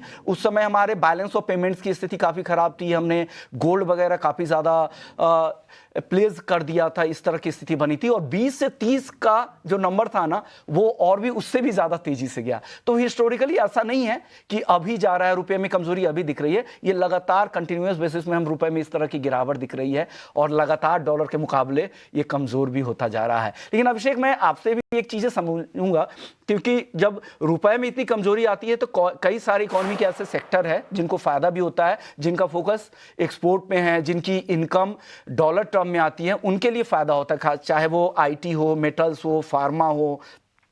इसको आप कैसे देखते हैं? कौन कौन से सेक्टर ऐसे हैं जो बेनिफिशियल इस गिरावट से हो सकते हैं? उस पर आपकी रीडिंग रिसर्च क्या है? विश्वमन, देखिए बिल्कुल सही कहा आपने। और मोटा मोटी अगर समझाने के लिए कहा जाए तो जो भी इंडस्ट्री जो अपनी कमाई डॉलर में करती हैं और जो अपने खर्चे इंक्लूडिंग पेमेंट्स वगैरह रुपए में करती हैं, उनके लिए फ़ायदे की चीज़ है। उसमें अब ये देखना होता है कि आपके ना मेजॉरिटी ऑफ द रेवेन्यू कहाँ से आ रही है। तो उसमें आईटी है। आईटी का जो रेवेन्यू है लगभग 70 से 90% ये आता है अमेरिका से, और इनको सबसे ज़्यादा फायदा है। और आज के सत्र में बाजार तो सबसे बड़ा कह सकते हैं कि बैरोमीटर है बताने के लिए कि किसको फायदा हो रहा है। आईटी में तेजी देख भी रहे हैं। तो IT, pharma, textile, selective auto हो गया, ये जो कंपनीज है इनको फायदा होता है। और जो कंपनीज अपने रॉ मटेरियल के लिए या फिर क्रूड को लेकर डिपेंडेंट है, उनको थोड़ा सा नुकसान होता है। और यही नहीं, एक सेगमेंट जो हाल में उभरा है वो है ईएमएस वाला, इलेक्ट्रॉनिक मैन्युफैक्चरिंग सर्विसेज वाला। ये अपने कंपोनेंट और असेंबली के इंपोर्ट करते हैं, तो इसके चलते इनको थोड़ा सा नुकसान होता है। लेकिन मोटा मोटी जो कमज़ोर रुपए से फ़ायदा होता है आईटी सर्विसेज वाली कंपनीज़ को, हमारी जो भारतीय कंपनीज उनको होता है, फार्मा कंपनीज़ को। लेकिन उसमें एक एंगल ये भी होता है कि अगर आप एपीआई अगर आप इंपोर्ट कर रहे हैं तो फिर आपका ना ये मार्जिन थोड़ा सा कम हो जाता है फ़ायदे वाला। ऑटो में सिलेक्टिव है, जिनका बिजनेस हम देखते हैं कि एक्सपोर्ट का ज़्यादा है, जैसे कि बजाज ऑटो हो गया, बाकी हमारी ऑटो एंसिलरी कंपनीज हो गई, आगे हम उनकी चर्चा करेंगे। और टेक्सटाइल का, क्योंकि हम टेक्सटाइल के बड़े पैमाने पर एक्सपोर्ट करते हैं और अमेरिका को ज़्यादा एक्सपोर्ट हम करते हैं, तो इनको फ़ायदा होता है। नुकसान कहाँ पर होता है? आप देखेंगे कि क्रूड हम इंपोर्ट करते हैं, तो ये थोड़ा सा ना आपके लिए नुकसान की चीज़ आती है। लेकिन हम फिनिश्ड पेट्रोलियम प्रोडक्ट जो है एक्सपोर्ट करते हैं तो उससे फ़ायदा होता है, थोड़ा सा ये मिला जुला हो जाता है, ऑयल एंड गैस वाला मामला। लेकिन एविएशन हो गया, पेंट हो गया, एफएमसीजी, ईएमएस, ये तमाम कैटेगरीज हैं जहां पर हम वीक रुपये के चलते नुकसान देखते हैं। आईटी की बात करें तो ज़्यादातर आईटी कंपनीज अपनी जो कमाई है वो डॉलर में ही करती हैं। और एक ऐसी कैलकुलेशन है कि 1% रुपए में कमजोरी से जो आय होती है वो करीब 0.4 से 0.5% तक कंपनीज की बढ़ जाती है। और आपको बता दें कि 70 to 90% जो रेवेन्यूज है हमारी भारतीय आईटी कंपनीज का, जो कि हम काफी डिपेंडेंट है अमेरिका पर, तो यूएस और यूरोप से आती है। फार्मा को फायदा है और हम अमेरिका को फार्मा के बड़े एक्सपोर्टर भी हैं। $30 बिलियन का हमने एक्सपोर्ट किया था FY25 में, और अकेले अगर हम अमेरिका की बात करें तो अकेले 10 बिलियन का एक्सपोर्ट तो हमने अमेरिका को किया था। बट वही उसमें जो आप देखेंगे कि अगर हम कुछ इंपोर्ट कर रहे हैं, अगर कच्चा माल अगर बाहर से, और फिर हम दवाइयां बना के अगर एक्सपोर्ट कर रहे हैं, तो वो मार्जिन थोड़ा सा कम हो जाता है।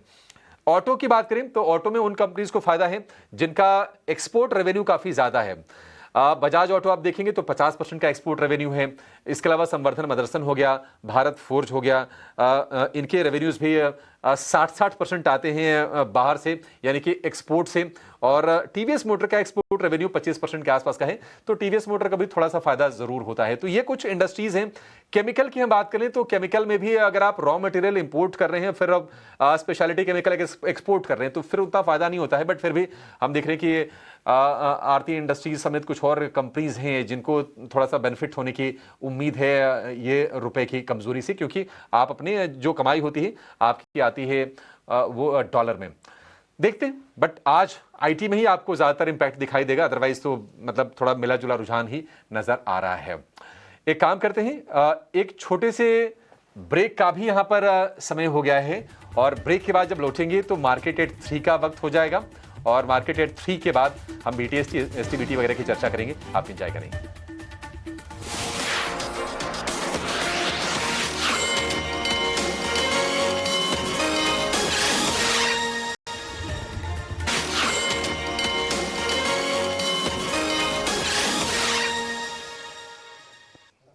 ब्रेक के बाद आपका स्वागत, और आप देख रहे हैं क्लोजिंग कॉल्स। बाजार की चाल देखें तो आज कमजोरी दिख रहा है, हालांकि गिरावट थोड़ी कम हुई है। बाजार निफ्टी अब देखिए 26,000 की तरफ अब धीरे धीरे बढ़ता दिख रहा है। 25,975 के आसपास निफ्टी आ चुका है। निफ्टी बैंक की गिरावट भी अब पूरी तरह से गायब होती दिख रही है। हो सकता है कि निफ्टी बैंक कभी भी यहां पर हरे निशान में आ जाए, और सपोर्ट मिल रहा है प्राइवेट बैंकों से। यहां पर प्राइवेट बैंक आज तेज है, खास करके आईसीआईसीआई बैंक देखिए यहां पर मजबूती है, एक्सिस बैंक में तेजी है, एचडीएफसी बैंक में। तो तीनों दिग्गज प्राइवेट बैंक आज बाजार को सपोर्ट कर रहे हैं। इसके अलावा आईटी की हम बात कर रहे थे रुपए की कमजोरी से लिंक करके, तो यहां पर भी अच्छी तेजी है। शॉर्ट कवरिंग भी दिख रही है, इन्फोसिस में, विप्रो में अच्छी तेजी के साथ यहां पर कारोबार हो रहा है। तमाम दिग्गज आईटी कंपनीज में, जिसमें विप्रो, टीसीएस, इन्फोसिस जैसे स्टॉक्स है। सबसे पहले आईटी कंपनियों पर ही राय ले लेते हैं। हमारे साथ अविनाश गोरक्षकर साहब भी हैं। Avinash ji, good afternoon sir. Sir, IT कंपनियों पर बताइए, एक तरफ तो रुपया काफी कमजोर हो रहा है, दूसरी तरफ आईटी को कितना उसका फायदा मिल सकता है, और आज की तेजी में को आप कैसे देखते हैं, और आगे राय क्या है आईटी सेक्टर को लेकर आपकी? नहीं विश्वमोहन, मुझे लगता है कि देखिए आईटी कंपनीज में रुपया जब वीक होता है तभी सभी को पता है कि 1-2% का मुनाफा इनको मार्जिन में मिलता है, और अगर वो थोड़ा बहुत इसको पास थ्रू भी करते हैं कस्टमर्स को, तो भी मार्जिन इंप्रूवमेंट तो आएगा। तो डेफिनेटली आईटी कंपनीज के लिए अच्छी बात है कि रुपया वीक हो चुका है। इसका मतलब यही है कि डॉलर में ये ज्यादा कमाएंगे। और यहाँ पे मुझे लगता है कि जो लार्ज कैप की कंपनी है, जैसे इन्फोसिस है, एचसीएल टेक्नोलॉजीज है, कोफॉर्ज है, यहाँ पे मुझे लगता है कि जो रिस्क रिवॉर्ड होगा वो इन्वेस्टर्स को काफी सिग्निफिकेंटली अच्छा रहेगा। इवन करंट लेवल्स पे भी अगर कोई खरीदता है तो मेरा मानना है कि देखिए ये अच्छे लेवल है एंट्री करने के लिए, क्योंकि हमारा जो आईटी सेक्टर है वो सर्विसेज ड्रिवन है, वैल्यूएशंस भी आपके कंफर्टेबल है, और कैश फ्लोज कंपनीज के अच्छे हैं।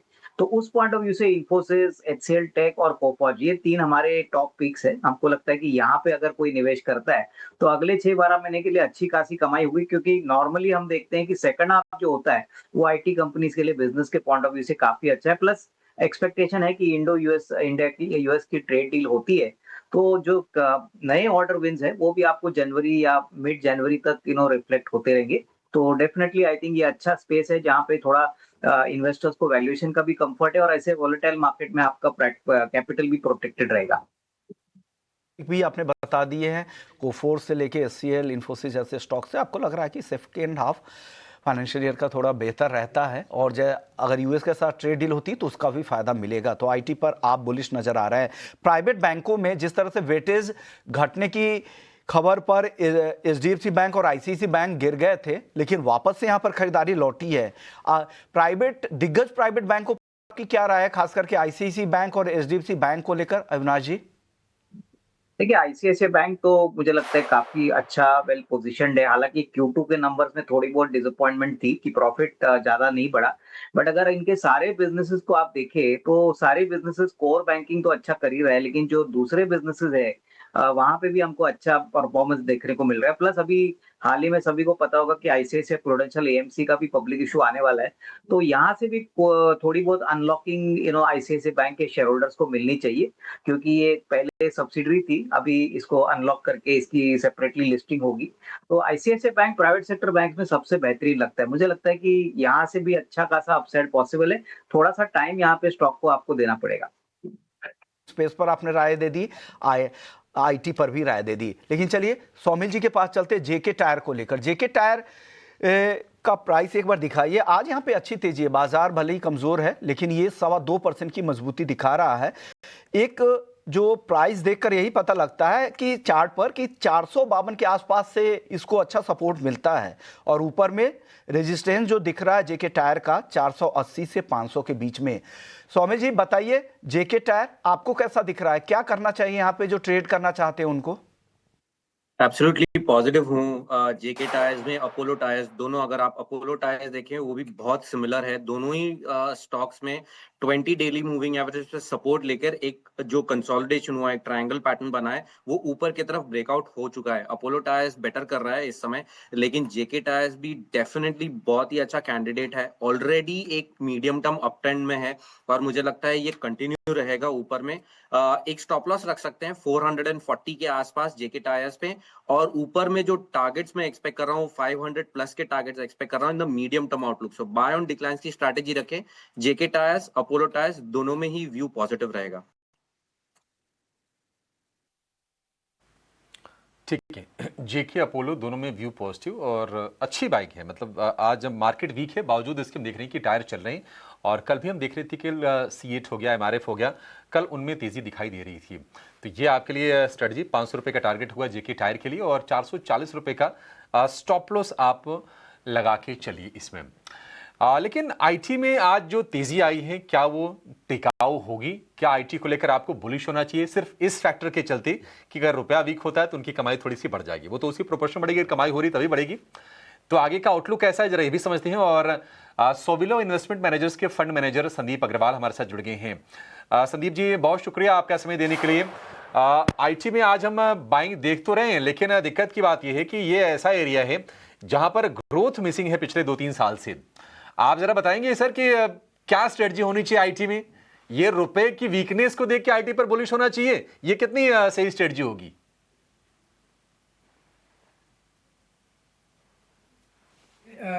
देखिए ऐसा है कि आईटी में हालांकि 1% अगर करेंसी रुपी डिप्रिशिएट होता है तो अगर आप EBITDA मार्जिन पे देखें तो करीब करीब 30 बेसिस पॉइंट का बेनिफिट मिलता है। और अगर आप आईटी कंपनीज का मार्जिन देखें तो 15 से लेके 25% तक का मार्जिन होता है। तो जिस कंपनी का 15% मार्जिन है उसका मतलब अगर उसका 1% मार्जिन चेंज होता है तो 7% ईपीएस इंक्रीज होता है या डिक्रीज होता है, यानी कि 30 बेसिस पॉइंट पे 2% का ईपीएस इम्पैक्ट होता है। और जो कंपनी का 25% मार्जिन है उसमें ईपीएस इम्पैक्ट 1% होगा फॉर एवरी 1% मूव इन रुपी ऊपर या नीचे। ये है एबिटा लेवल का कैलकुलेशन। लेकिन एबिटा के नीचे क्या होता है कि ये कंपनियां सब रोलिंग हेज रखती है। इसका मतलब ये हुआ कि अगर आपको हालांकि ऊपर में यानी कि रेवेन्यू पे जब आप कन्वर्ट करते हो रुपी में तो आपको बेनिफिट दिखेगा और एबिटा मार्जिन में भी बेनिफिट दिखेगा, बट अदर इनकम में आपके लॉस आ जाता है क्योंकि आपने जो हेज किया है वो उसके ऊपर का प्रीमियम आपका पूरा चला जीरो हो जाता है, प्लस आपको कभी कभी पे भी करना पड़ता है। तो बेसिकली नेट पैट लेवल पे कभी कोई इम्पैक्ट ज्यादा होता नहीं है। अभी रुपी को देख के कुछ लोग खरीद रहे हैं या जो भी रीजन है, एक तो ये सेक्टर 2-3 साल से जैसा आपने कहा कोई ग्रोथ नहीं आई है सेक्टर में, कोई पैसा नहीं बना। अगर आप देखेंगे most of the stocks mid cap को छोड़ दे कुछ एक को, तो बाकी जो लार्ज कैप है उनमें तो 3-4 साल से स्टॉक यहीं घूम रहे हैं। तो मुझे लगता है कि अपने को फंडामेंटल देखना चाहिए और फंडामेंटली अगर आप देखें तो ये सेक्टर एक ऐसा सेक्टर हो गया है जहाँ पे आपको लार्ज कैप की ग्रोथ 5-6% से ज़्यादा करना बड़ा मुश्किल है, मिड कैप में 10-12%, 13% ग्रोथ, और स्मॉल कैप में 17-18% ग्रोथ। अब इसके बाद अगर आप इसका वैल्यूएशन देखें तो जहाँ 6-7% ग्रोथ है वहाँ मल्टीपल 20 का है, जहाँ 10-12 का ग्रोथ है वहाँ 35 का मल्टीपल, और जहाँ 15 से 18% का ग्रोथ है वहाँ भी 20-25 का मल्टीपल है। तो अगर कुछ जगह भी है पैसा बनने की तो वो बहुत स्मॉल कंपनीज में है। मिड और लार्ज कैप में मुझे नहीं लगता बहुत बड़ा पैसा बनेगा। हालांकि अभी रुपए की वोलेटिलिटी के कारण लोग सेफ बेट देख के या छुप रहे हैं वहाँ उस सेक्टर में, पर वो सेक्टर एक्स ग्रोथ सेक्टर है, मुझे नहीं लगता सेक्टर में कोई ग्रोथ आने वाली है। ठीक है, जब ग्रोथ नहीं होगी सर तो फिर ये छोटे मोटे जो गेंस आ रहे हैं 0.3-0.4% के 30-40 बेसिस पॉइंट के, इसको देखकर तो मुझे नहीं लगता कि नहीं इस पर ज़्यादा बेट करना चाहिए। दो छोटे छोटे और सवाल है, मैं दोनों एक साथ रख रहा हूं। मान लीजिए कि अगर किसी को मिड कैप में स्मॉल कैप में अपॉर्चुनिटी तलाशनी है तो आपके हिसाब से अच्छे स्टॉक कौन से हैं जहां पर आपका कन्विक्शन आ रहा है? और दूसरी चीज, ये अब ग्लोबली स्पेशली अगर हम अमेरिका की बात करें तो एआई बबल की बातचीत हो रही है। एआई बबल हमारे लिए गेन है या फिर एआई को हम अडॉप्ट नहीं कर पा रहे हैं उतनी तेजी से, वो एक पेन है? सो अभी देखिए, अभी एआई में दो फेज होता है। पहला कैपेक्स फेज होता है। कैपेक्स फेज ब्रॉडली अभी मतलब मिडिल में या अच्छा खासा डिस्काउंटेड है, मतलब सबको पता है क्या कितना स्पेंड होना है, कितनी चिप्स बिकनी है, कितना हार्डवेयर बिकना है, कितना सर्वर बिकना है। तो जितनी भी एआई की कंपनी थी, एनवीडिया हो, एएमडी हो, वो काफी चल चुकी हैं। मुझे वहां पे डेफिनेटली बहुत बड़ा बबल लगता है। मुझे उससे भी बड़ा बबल लगता है जो अनलिस्टेड कंपनीज है एआई की, यूएस वगैरह में 6 महीने 1 साल पुरानी कंपनियां 50-50 बिलियन डॉलर के वैल्यूएशन में फंड रेज कर रही है। मुझे वहां पे बहुत बड़ा बबल दिखता है। अभी इसके बाद जो सर्विसेज आएंगी जैसे कि गूगल, मेरे को लगता है सबसे बड़े बेनिफिशियरी वही ट्रेडिशनल आपके Google, Apple, Facebook at some point of time ये बेनिफिशियरी होंगे। बट ये स्टॉक्स भी काफी चले हुए हैं। तो मुझे इनफैक्ट नैस्डैक स्टॉक्स में जो लार्ज आईटी नेम्स हैं उनमें भी मेरे को कम से कम 15-20% का करेक्शन कभी भी हो सकता है, ऐसा डर मुझे लग रहा है। बट उसके बाद हालांकि वो बहुत बड़े बेनिफिशियरी, तो लॉन्ग टर्म में उनका पैसा बनने वाला है। अगर हम इंडियन कंपनीज को देखें तो मुझे लगता है इंडियन कंपनीज में हमेशा बेनिफिट लैग के साथ आता है, तो कम से कम 1.5 साल बाद हमें बेनिफिट दिखना चालू होगा। अभी इमीडिएट कोई बेनिफिट नहीं होगा। तो वो बेनिफिट भी जो होगा वो 30%, क्योंकि एआई इटसेल्फ क्या एफर्ट को काटता है, यानी कि 25 से 30% एफर्ट कटेगा। तो अगले 1.5 साल में हमारे 25-30% एफर्ट कटेंगे, उतना नया धंधा कंपनियां लेके आएगी, उतना वैल्यू प्राइसिंग बढ़ाना पड़ेगा, उसके बाद आप उसको मेकअप कर पाओगे। उसके बाद अगर कुछ आया तो ग्रोथ होगी। तो मुझे लगता है थोड़ा 1.5-2 साल तो काफी चैलेंजिंग रहने वाला है। मिड कैप में हम ये बोलेंगे कि rather than traditional IT services जो कि बहुत महंगा है, अगर ईआरएनडी कंपनी आपको सस्ते में मिलती है। अभी ईआरएनडी में बहुत सारी कंपनियां हैं, नाम के लिए मैं बता सकता हूँ, हालांकि हमारा ना इन कंपनी में कोई इन्वेस्टमेंट है ना मैं कोई रिकमेंडेशन दे रहा हूँ, बट जैसे टाटा एलेक्सी, केपीआईटी, बहुत सारी कंपनियां, परसिस्टेंट वगैरह, ये बहुत अच्छी कंपनियां। ईआरएनडी में पेनिट्रेशन बहुत कम है अभी तक, बहुत ग्रोथ होगा, 10 साल अच्छी ग्रोथ है। पर ये कंपनियां, दिक्कत ये है कि 10-12-13% ग्रोथ की कंपनियां 30-35 मल्टीपल पे चल रही है। तो मुझे नहीं पता इनमें कितना टाइम करेक्शन हो सकता है या आपका पैसा कब बनेगा। छोटी जो कंपनियां, बहुत छोटी कंपनियां जिनका एक्सपोजर ऐसे मार्केट्स में जहां पे कोई प्रोवाइडर्स नहीं है, जैसे मिडिल ईस्ट बहुत कम सर्विस प्रोवाइडर्स हैं, इंडिया में तो कोई बचे ही नहीं है, इस तरह की ज्योग्राफी में जिनका एक्सपोजर है वो कंपनियां आपको या तो अनलिस्टेड स्पेस में मिलेगी या बहुत छोटी है, 500-1000 करोड़ के मार्केट कैप में, उनके बारे में लोगों को नॉलेज नहीं है। ऐसी कंपनियों में मुझे लगता है बहुत बड़ा ओके। पैसा बन सकता है, क्योंकि आज के दिन सच्चाई ये है कि हिंदुस्तान में आईटी सर्विस प्रोवाइड करने वाले कोई नहीं बचे। पहले आप देखोगे तो एचसीएल, विप्रो, इन्फोसिस, सबका बहुत बड़ा एक सेगमेंट इंडिया भी होता था 5-10% का, वो अभी सब ऑलमोस्ट कंटिन्यूअसली डिक्लाइन हो रहा है। बहुत सारी कंपनियां तो इनफैक्ट इंडिया वर्टिकली बंद कर चुकी है। तो ओके। मुझे लगता है एक वो जगह है ओके। जहां पे लोगों का ध्यान नहीं है, वहां पे हमको बहुत बड़ा तो ग्रोथ अच्छा फैंसी देखने करवा को देंगे मिल और सकता है। क्या। वो स्टॉक भी बहुत सस्ते हैं और बहुत छोटे मार्केट कैप के हैं, तो उनपे कोई फंड की बहुत नजर भी नहीं है। ओके। सर एक और चीज, जैसा अभिषेक कह रहे थे रुपए की कमजोरी की बात कर रहे थे, लेकिन इसके अलावा भी आईटी कंपनियों के लिए काफी चीजें मायने रखता है, जिसमें इंटरनल आपका कॉस्ट मैनेजमेंट, कॉस्ट स्ट्रक्चर क्या है वो भी काफी जरूरी है, आपकी हेजिंग पॉलिसी क्या है, आपका एक्सपोर्ट डाइवर्सिफिकेशन क्या है, और क्लाइंट की भी डिमांड होती होगी, क्योंकि अगर आप रुपए में कमजोरी से अगर आपके मार्जिन अगर बेहतर हो रहे हैं तो वो भी अपने प्राइस के रिवीजन की भी तो डिमांड रख सकते हैं। तो इन सारी बातों को बैकग्राउंड में रखकर आईटी में आपको क्या पसंद आ रहा है, या अभी के लिए वेट एंड वॉच मोड में रखेंगे? अभी के लिए मुझे लगता है सेक्टर को वेट एंड वॉच मोड पे रखना चाहिए। ये रिजल्ट आ जाने दीजिए, कमेंट्रीज आने दीजिए, क्योंकि आप देखेंगे जो आईटी के बजट फाइनलाइज होते हैं वो कैलेंडर ईयर बेसिस पे होते हैं, यानी कि नेक्स्ट ईयर जो स्पेंड होना है वो इस साल करीब 15 जनवरी से 31 जनवरी के बीच में सब फ्रीज होते हैं। तो वो आपका रिजल्ट के साथ कंसाइड होता है। तो उस टाइम जो कंपनियां को जो कमेंट्री होगी, अर्निंग्स कॉन कॉल होगी, उसमें वो आपको बताएंगे कि भाई अभी हमारे क्लाइंट से ये फीडबैक आ रहा है। मुझे नहीं लगता कोई भी कंपनी बहुत बड़ा बुलिश टोन से आएगी, क्योंकि है ही नहीं बुलिशनेस, क्योंकि अभी तो सब क्लाइंट को पता है कि भाई एफडी 20-25% से कट हो रहा है, तो वो कोई हालत में भी आपको कोई ग्रोथ नहीं देने वाले। तो मुझे लगता है कि ये रुपी से बचने के लिए और सेफ बेट के लिए ठीक है, मतलब कर सकते हैं। और दूसरी बात क्या है कि आप समझिए 3-4 रुपया डिप्रिशिएशन हो गया, तो 3-4 का मतलब 120-140 बेसिस पॉइंट का मार्जिन ऑप्टिकली एबिटा लेवल पे ज्यादा दिखेगा। तो लोग उस ट्रेड को खेल रहे हैं, बट वो ये नहीं देख रहे हैं कि नीचे पैट लेवल पे कुछ भी फ्लो नहीं होगा। तो मुझे ये लगता है कि मतलब ठीक है, अभी छुपने के लिए जगह अच्छी है, बट फंडामेंटली तो मुझे लगता है 1.5 साल का पेन कम से कम इस सेक्टर में है। साल का पेन आपको लग रहा है कि यानी आपको अगर इन्वेस्टमेंट करना चाहते हो तो वेट करे, वेट एंड वॉच मोड में इन्होंने रखा है। इनको लगता है कि अभी और वक्त देना पड़ेगा, आपको कम से कम 1.5 साल इंतजार करना पड़ेगा अगर अच्छे रिटर्न आपको चाहिए तो। शुक्रिया संदीप जी, आपने वक्त निकाला और आईटी सेक्टर पर अपनी पूरी रिपोर्ट दी और क्या कुछ आपको इस सेक्टर को लेकर प्रोस्पेक्ट दिख रहे हैं। चलिए वक्त है ब्रेक का, ब्रेक के बाद लौटेंगे तो बाकी फिर से कुछ नए स्टॉक्स लेकर आएंगे। हमारे 2 एक्सपर्ट्स बने हुए हैं, सौमिल मेहता जी, अविनाश गोरक्षर जी। जल्द चर्चा फिर से शुरू करते हैं।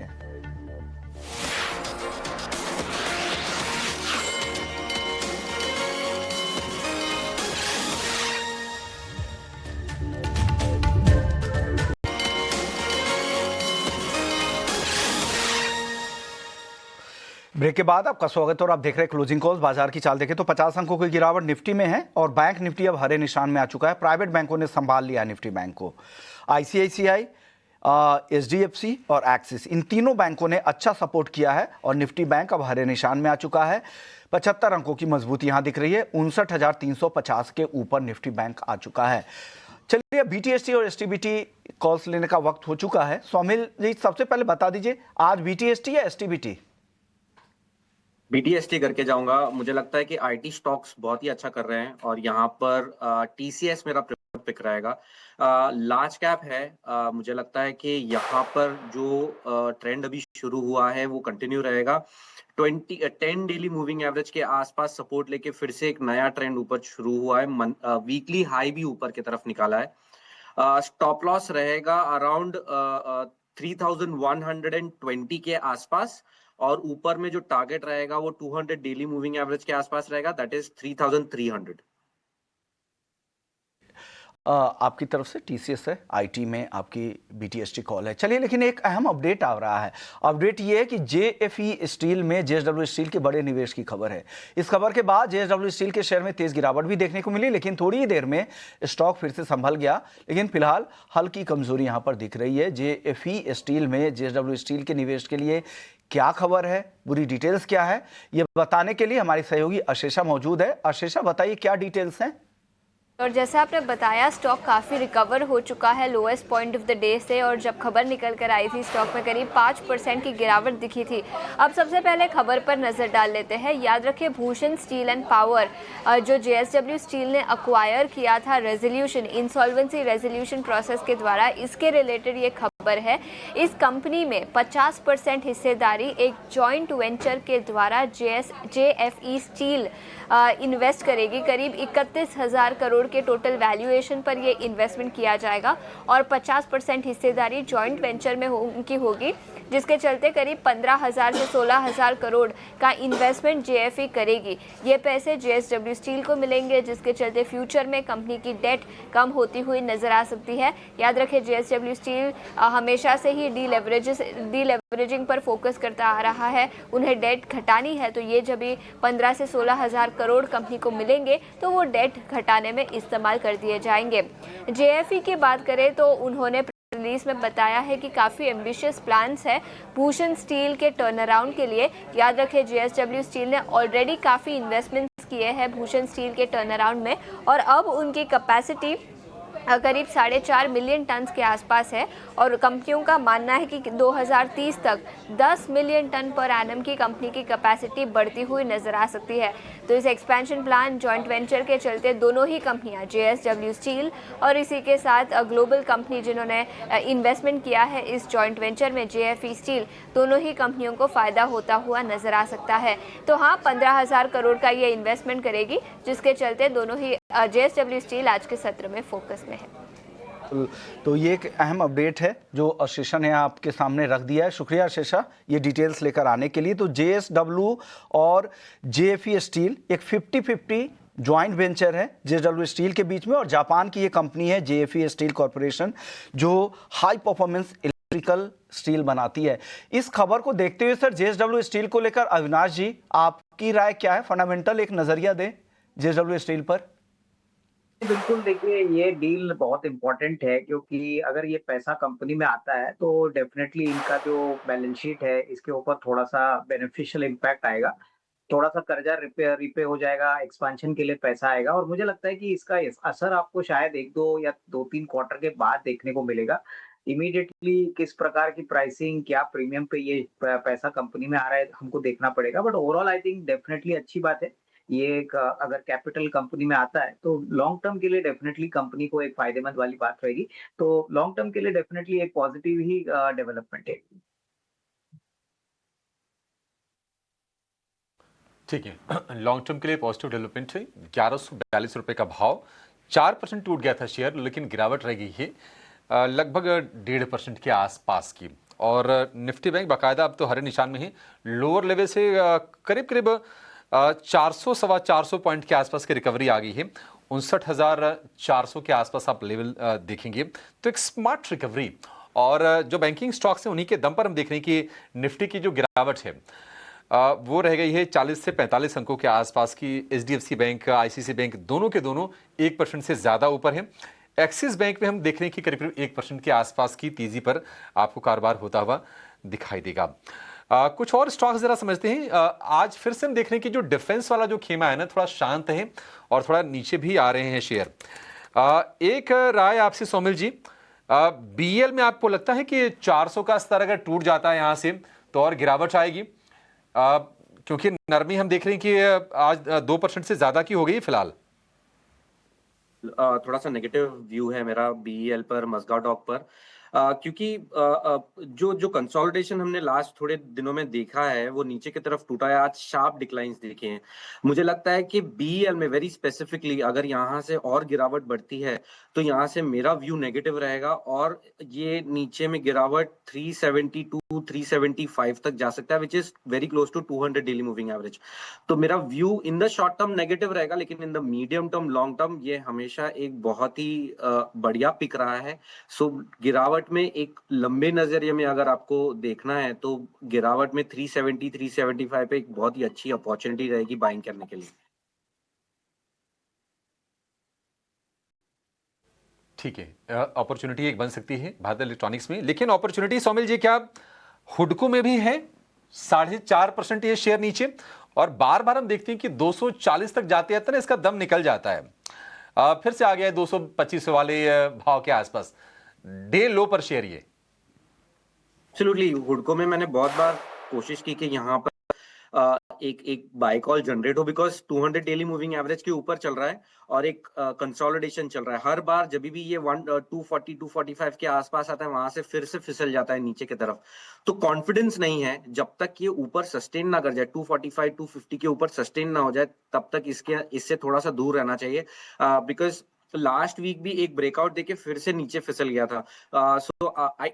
इस समय अवॉइड कर दीजिए। 250 के ऊपर अगर क्लोजिंग मिल जाए तब जाके इसके अंदर एक बार आप बाइंग अपॉर्चुनिटी ढूंढ सकते हैं। ठीक है, 250 तो फिर थोड़ा दूर हो गया। 250 का फिर हम देखेंगे कब कब आता है। वैसे तो कंप्लीटली एक रेंज में ही है। अविनाश सर, ऑटो में आपसे ना अशोक लेलैंड पर व्यू जानना चाहेंगे। पिछले कुछ सत्र से हम देख रहे हैं कि समय बिता रहा है, काफी नैरो रेंज में हमने क्लोजिंग होती हुई देखी है 158 960 के आसपास। आज बाइंग मोमेंटम ठीक है शेयर में। आप जरा बताइए कि कैसे लगते हैं इसके फंडामेंटल्स आपको? क्या अशोक लेलैंड और यहां से चल सकता है? महीने भर में तो बढ़िया रफ्तार रही है 15-18% के आसपास की। नहीं, मेरे ख्याल से देखिए कमर्शियल व्हीकल के सेल्स अभी थोड़े से पिकअप हो रहे हैं और ये तो प्योर सीवी प्ले है। इसमें थोड़ा सा डिफेंस का भी एक्सपोजर है। तो मुझे लगता है कि देखिए अगला 6-8 महीने का नजरिया तो पॉजिटिव ही लग रहा है, क्योंकि इकोनॉमी अगर इतना तेजी से बढ़ रही है प्लस कंस्ट्रक्शन एक्टिविटी, गवर्नमेंट का कैपेक्स जारी रह रहा है, तो कहीं ना कहीं देखिए कमर्शियल व्हीकल्स डेफिनेटली एक बैरोमीटर होता है इकोनॉमिक डेवलपमेंट का। तो मुझे लगता है कि अक्टूबर टू मार्च में जो वॉल्यूम ग्रोथ रहेगा वो काफी अच्छा होने का उम्मीद है और उसी कारण से शेयर थोड़ा सा एक्शन में है। डेफिनेटली अक्टूबर टू दिसंबर और जनवरी टू मार्च का जो क्वार्टर रहेगा वो पहले फर्स्ट 6 मंथ से तो काफी अच्छा आना चाहिए। तो हमारा मानना है कि देखिए 175 180 ये एक रेंज है जहाँ पे stock in the very near term जा सकता है, बट अगर नंबर्स उम्मीद से बेहतर है तो यहाँ से भी अच्छी रीरेटिंग होगी। तो इसमें कोई डाउट नहीं कि स्टॉक अच्छा मोमेंटम में है और स्ट्रक्चर भी हम यहाँ पे पॉजिटिव है। प्लान को लेकर आपका नज़रिया पॉजिटिव है। बाजार में रिकवरी की कोशिश तो थोड़ी ज़रूर हो रही है, लेकिन अभी भी 45 अंक नीचे है। सौमिल मेहता जी, आज 26,000 के आसपास की क्लोजिंग दिख रही है निफ्टी में। क्या कुछ रिलीफ रैली की उम्मीद में, अगर किसी को 26,000 या 26,100 के स्ट्राइक की कुछ कॉल खरीदनी है तो खरीद के जाना चाहिए क्या? जैसे हम सुबह भी बात कर रहे थे कि 20 डेली मूविंग एवरेज और उसके नीचे जो एक स्विंग लो है वो बहुत ही इंपॉर्टेंट है। अभी वो जो स्विंग लो है वो अराउंड 25,840 के आसपास है। तो ये बहुत ही क्रूशियल लेवल है और वहीं से मार्केट ने रिएक्ट किया है ऊपर की तरफ। बैंक निफ्टी भी वेरी सिमिलर, वहीं से ही 20 डेली मूविंग एवरेज से ही सपोर्ट लेके फिर से एक पॉजिटिव जोन में आया है। मुझे लगता है कि यहाँ से अगर आपको कॉल ऑप्शन लेनी है निफ्टी की, it will be a good idea. मैं आपको कॉल के स्ट्राइक बता देता हूं। 9 दिसंबर का निफ्टी का कॉल ऑप्शन 25,950 का अगर स्ट्राइक प्राइस आप देखें एट द मनी का, इस समय चल रहा है 166 पर। ये थोड़ा सा मैं समझता हूं कि थोड़ा सा रिस्की होगा क्योंकि मार्केट नीचे जा रहा है और नीचे जाते हुए आप इसे खरीदेंगे तो स्टॉप लॉस थोड़ा सा डीप रखना पड़ेगा। 120 के आसपास आप अगर स्टॉप लॉस रखें, इस समय 166 पे चल रहा है। ऊपर में मुझे लगता है कि अगर ये बाउंस बैक कर जाता है टिल 26,100 26,150 तक, तो ये जो है कॉल ऑप्शन वो 250 225 के आसपास के टारगेट्स अचीव कर सकता है। तो उम्मीद कर रहे हैं कि कुछ रिलीफ रैली आए, तो इस वजह से इस तरह के कॉल दिए जा रहे हैं, लेकिन आप अपने भी रिस्क एपेटाइट को भी देख लीजिएगा। शुक्रिया सौमिल मेहता जी आपका, अविनाश जी आपका, आप लोगों ने वक्त निकाला, हमारे दर्शकों को गाइड किया आज के क्लोजिंग ट्रेड्स में। लेकिन चलिए बाजार की चाल देख लेते। तो बाजार को आज सपोर्ट कहां से मिल रहा था, क्योंकि कमजोर काफी था, लेकिन आखिरी घंटे में आते आते कुछ रिकवरी दिखी थी। तो सपोर्ट आईटी स्टॉक से मिला, बाद में फिर प्राइवेट बैंकों ने भी पार्टिसिपेशन शुरू कर दिया और फाइनेंशियल्स स्टॉक से भी सपोर्ट यहां पे दिख रहे हैं। कुछ सर्विसेज कंपनीज भी सपोर्ट कर रही थी, लेकिन आज बाजार के सबसे बड़े जो लैगार्ड थे वो सरकारी बैंक्स थे। यहां पर काफी गिरावट दी पीएसयू बैंक्स में। जिस तरह से सरकार की तरफ से बयान आया कि प्राइवेटाइजेशन और एफडीआई लिमिट बढ़ाने को लेकर की जो चर्चा चल रही थी बाजार में, वो उन्होंने खंडन किया। भयानक बिकवाली वहां पर देखी। Indian bank, bank of Baroda, Canara, तमाम 3 से 6% तक ये सारे स्टॉक्स टूट गए हैं। इसके अलावा दूसरा जो सेक्टर था सबसे ज्यादा कमजोर था वो डिफेंस स्टॉक्स। पूरा इंडेक्स भी करीब 2% और सारे जो दिग्गज कंपनियां भी, ये भी काफी ज्यादा गिरावट दिखी है। तो आज की क्लोजिंग देखें, करीब 47 अंकों की गिरावट, 25,985 के आसपास निफ्टी की क्लोजिंग दिख रही है। निफ्टी बैंक को देखें तो करीब 100 अंकों की यहाँ अच्छी रिकवरी दिखी। प्राइवेट बैंकों ने पूरा सपोर्ट किया, जिसमें आईसीआईसीआई, एचडीएफसी बैंक और एक्सिस बैंक, इन तीनों ने अच्छा सपोर्ट किया निफ्टी बैंक को और हरे निशान में कामयाब हुआ बंद होने में। अच्छी रिकवरी दिन के निचले स्तरों से देखें तो निफ्टी बैंक में देखने को मिली है। निफ्टी के और बढ़ने वाले शेयरों की बात कर लेते हैं, जहां पर तेजी आज अच्छी दिखी, जिसमें विप्रो, हिंडाल्को, टीसीएस और बैंकिंग के अलावा Infosys, doctor Reddy's, power grid जैसे स्टॉक्स थे जो बाजार में आज भी मजबूत आ रहे थे। दिग्गजों में कमजोर था मैक्स हेल्थ, निफ्टी का top losers, Tata consumer, Adani enterprises, BL जैसे स्टॉक्स थे जहां पर आज के सत्र में काफी ज्यादा गिरावट दिखी है। चलिए क्लोजिंग कॉल्स को यही समझते हैं। वक्त है ब्रेक का। ब्रेक के बाद जब लौटेंगे तो आपके लिए कल की तैयारी लेकर आएंगे। जल्द लौटते हैं। नमस्कार।